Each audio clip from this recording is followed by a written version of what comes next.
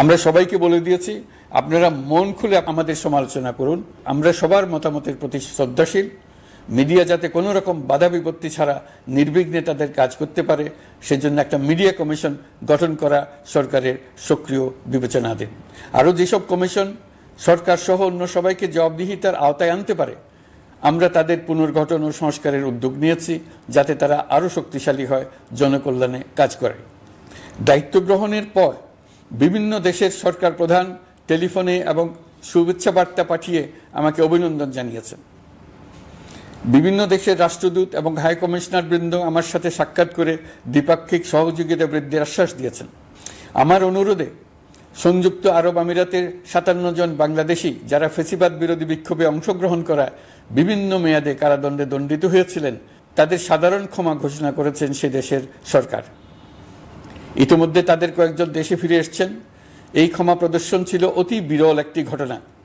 এই জন্য আমি সংযুক্ত আরব আমিরাতের রাষ্ট্রপতি শেখ মোহাম্মদ বিন জায়েদ আল নাহিয়ানকে ধন্যবাদ ও কৃতজ্ঞতা জানিয়েছি আপনাদের সবার পক্ষ থেকে। যে সমস্ত সরকার প্রধানের সঙ্গে আমার টেলিফোনে যোগাযোগ হয়েছে, তাদের মধ্যে রয়েছেন ভারতের প্রধানমন্ত্রী নরেন্দ্র মোদী, পাকিস্তানের প্রধানমন্ত্রী শাহবাজ শরীফ। আমরা ভারত এবং অন্যান্য প্রতিবেশী রাষ্ট্রসমূহের সঙ্গে সুসম্পর্ক চাই, তবে সেই সম্পর্ক হতে হবে ন্যায্যতা এবং সমতার ভিত্তিতে।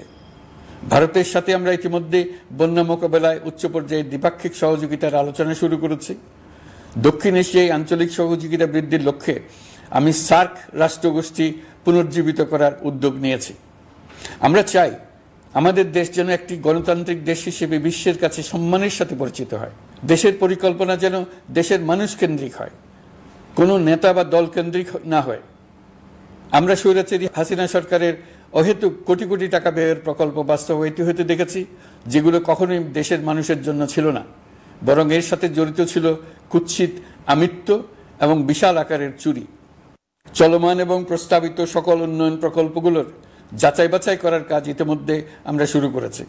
প্রকল্প বাস্তবায়নের পর্যায় বিবেচনা করে বাকি কাজে ব্যয়ের সাশ্রয় এমনকি প্রয়োজন মতে তা বাতিল করার কথা বিবেচনা